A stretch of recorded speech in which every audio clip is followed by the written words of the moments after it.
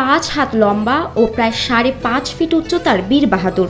1 2 3 4 5 দেখছেন ভাই, 5 হাত লম্বা গরুটা, আর উচ্চতা আমি 5.5 ফিট, আমার গরুটাও 5.5 ফিট দেখতে পাচ্ছেন ভাই। আর লম্বাটা হাতে ব্যাট পাচ্ছি না, হাতে এত লম্বা গরুটা।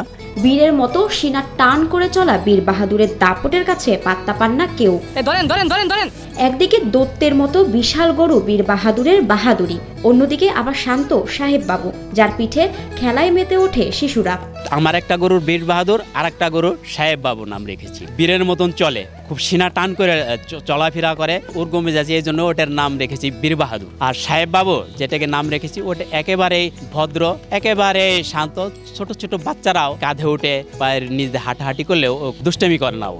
বিশালদেহী এসব গরুকে দেওয়া হয়নি কোনো মোটা তাজাকরণের ওষুধ, এমন চ্যালেঞ্জ ছুড়েছেন এর মালিক নাসির উদ্দিন মোল্লা। তার দাবি, ঘাস, খড়, ভুসি খাইয়ে গরু বড় করেছেন তিনি। বাইরের আমি কোনো ওষুধ প্রয়োগ করিনি।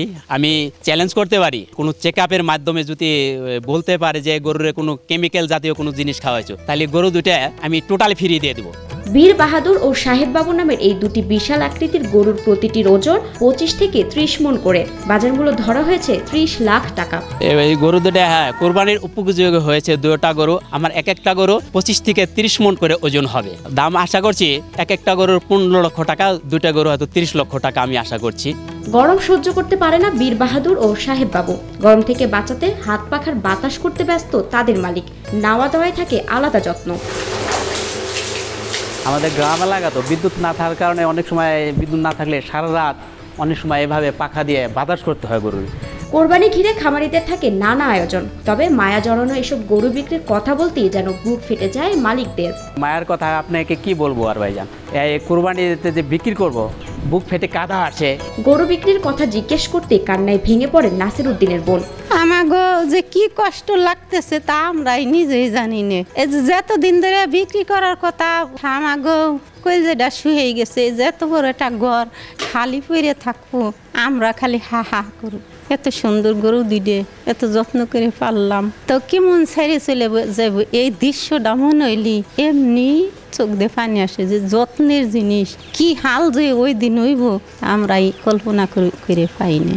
ফরিদপুর সদর উপজেলার কৃষ্ণনগর ইউনিয়নের বাসিন্দা নাসির উদ্দিন মোল্লা শখের বসে গরু দুইটি কুরবানির জন্য লালন পালন করছেন। অনেকে অনেক বড় বড় গরু পুষছে, তো আমার ইচ্ছা যে হঠাৎ মনের ভিতরে জাগলো যে আমি যদি ওরকম বড় গরু পুষতে পারতাম, তা আমার খুব ভালো লাগতো। গত 4 বছর আগে তার একটি গাভী থেকে কালো রঙের ষাঁড় বাছুর জন্ম নেয়।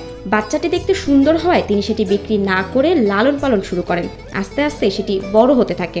আমার নিজের গাভীর থেকেই এই দুটো বাচ্চা হইলো। দেখা গেল যে মাশাআল্লাহ খুব সুন্দর। তখন পরবর্তীতে করলাম কি যে আমি গাভীর দুধ পানাইলাম না অথবা দোয়াইলাম না দোয়ানোর কারণে বাচ্চাকে খাওয়াইলাম, বাচ্চাদের তো সুবল হয়, যাতে আমি আমার কাছে খুব ভালো লাগবে, সুন্দর লাগবে, সুবল হইলে দেখতে সুন্দর লাগবে। এখনো বিয়ে করেননি নাসির উদ্দিন মোল্লা। বীর বাহাদুর আর সাহেব বাবুর পেছনে মায়ের মতোই শ্রম দিয়েছেন সন্তানহীন নাসির উদ্দিন মোল্লা।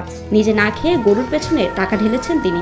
এই গরুগুলো যেমন শিশু বাচ্চাদের যেমন পুষতে হয়, মাতৃগর্ভে থেকে যখন শিশু বাচ্চারা আসে পৃথিবীতে আগমন করে, তখন দেখা গেল কি যে বাচ্চার যেমন মায়ের কষ্ট করে, আমি ওই গরুগুলোর পিছনে তেমনই শ্রম দিয়েছি।